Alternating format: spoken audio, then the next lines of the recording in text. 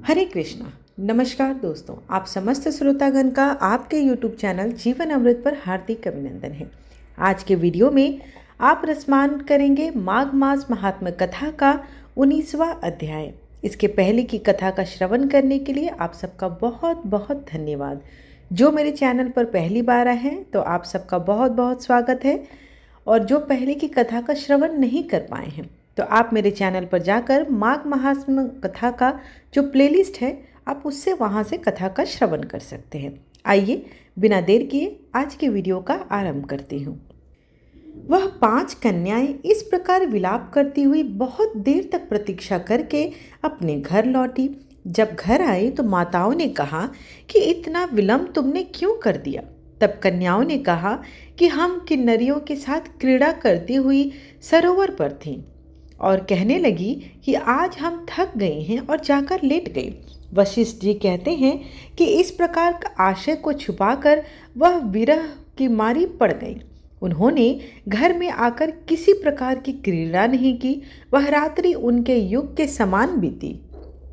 सूर्य नारायण के उदय होते ही वह अपने आप को जीवित मानती हुई माताओं की आज्ञा लेकर गौरी पूजन करने वह कन्याएं वहां पर जाने लगी। उसी समय ब्राह्मण भी स्नान करने के लिए सरोवर पर आया। उसके आने पर कन्याओं ने वाह वाह किया, जैसे कमलिनी प्रातःकाल सूर्योदय को देखकर कहती है।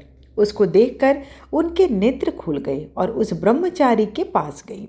आपस में एक दूसरे का हाथ पकड़कर चारों तरफ से उसको घेर लिया और कहने लगी कि मूर्ख, उस दिन तू भाग गया था लेकिन आज नहीं भाग सकता। हम लोगों ने तुमको घेर लिया है।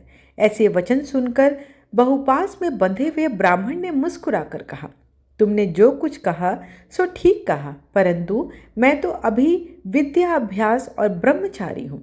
गुरुकुल में मेरा विद्या अभ्यास पूरा नहीं हुआ है। पंडित को चाहिए कि जिस आश्रम में रहे उसके धर्म का पालन करे। इस आश्रम में मैं विवाह करना धर्म नहीं समझता। अपने व्रत का पालन करके और गुरु की आज्ञा पाकर ही विवाह कर सकता हूँ, उससे पहले नहीं कर सकता। यह बात सुनकर कन्याएं इस प्रकार बोली जैसे वैशाख मास में कोयल बोलती है। वह कहने लगी, धर्म से अर्थ और अर्थ से काम और काम से धर्म के फल का प्रकाश होता है। ऐसा ही पंडित लोग और शास्त्र कहते हैं। हम काम सहित धर्म की अधिकता से आपके पास आए हैं, सो आप पृथ्वी के सब भोगों को भोगिए। उस ब्राह्मण ने कहा कि तुम्हारा वचन सत्य है, किंतु मैं अपने व्रत को समाप्त करके ही विवाह कर सकता हूँ। तब वे कन्याएं कहने लगी, तुम मूर्ख हो।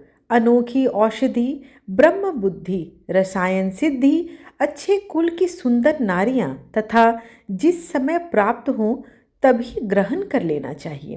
कार्य को टालना अच्छा नहीं होता है।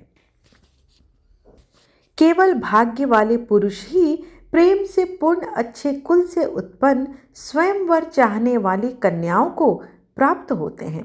कहाँ हम अनोखी नारियां, कहाँ आप तपस्वी बालक। यह बेमेल का मेल मिलाने में विधाता की चतुराई ही है। इस कारण आप हम लोगों के साथ गंधर्व विवाह कर लें।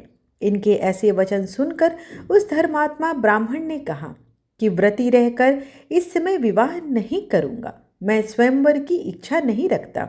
इस प्रकार उसने वचन सुनकर उन्होंने एक दूसरे का हाथ छोड़कर उसको पकड़ लिया। सुशील और सुरसवार ने उसकी भुजाओं को पकड़ लिया। सुतारा ने आलिंगन किया और चंद्रिका ने उसका मुख चूम लिया, परंतु फिर उसने क्रोधित होकर उनको श्राप दिया कि तुम डायन की तरह मुझसे चिपटी हो, इस कारण पिशाचनी हो जाओ। ऐसे श्राप देने पर वह उसको छोड़कर अलग खड़ी हो गई। उन्होंने कहा कि हम निरपराधियों को वृथा क्यों श्राप दिया। तुम्हारी इस धर्मज्ञता पर धिक्कार है। प्रेम करने वाले से बुराई करने वाले का सुख दोनों लोकों में नष्ट हो जाता है, इसलिए तुम भी हम लोगों के साथ पिशाच हो जाओ। तब वे आपस के क्रोध से उस सरोवर पर पिशाच और पिशाचनी के रूप में हो गए। बस पिशाच पिशाचनी कठिन शब्दों से चिल्लाते हुए अपने कर्मों को भोगने लगे। वशिष्ठ जी कहने लगे कि हे राजन, इस प्रकार वह पिशाच उस सरोवर के इधर उधर फिरते रहे। बहुत समय पश्चात मुनियों में श्रेष्ठ लोमस ऋषि पौष शुक्ल चतुर्दशी को उस अछूत सरोवर पर स्नान करने के लिए आए। जब क्षुधा से दुखी इन पिशाचों ने उनको देखा तो उनकी हत्या करने के लिए गोल बांधकर उनको चारों तरफ से घेर लिया।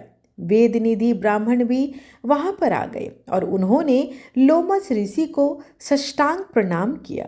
वे पिशाच ऋषि के तेज के सामने ठहर न सके और दूर जाकर खड़े हो गए।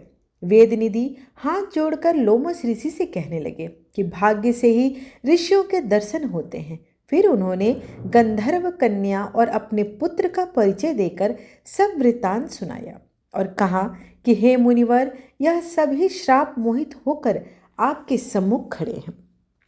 आज इन बालकों का निस्तार होगा, जैसे सूर्योदय से अंधेरे का नाश होता है। वशिष्ठ जी कहने लगे कि पुत्र के दुख से दुखी हुए। वेदनिधि ब्राह्मण के ऐसे वचन सुनकर लोमस ऋषि के नेत्रों में जल भर आया और वेदनिधि से कहने लगे कि मेरे प्रसाद से बालकों को शीघ्र स्मृति पैदा हो। मैं उनका धर्म कहता हूँ, जिससे इसका आपस का ज्ञान विलीन हो जाएगा। इस प्रकार माघ मास महात्म्य कथा का 19वां अध्याय यहीं पर समाप्त हुआ। आशा करती हूँ आपको आज की कथा अच्छी लगी हो। वीडियो अच्छी लगे तो लाइक शेयर एंड सब्सक्राइब करना बिल्कुल ना भूलें। हरे कृष्णा, धन्यवाद।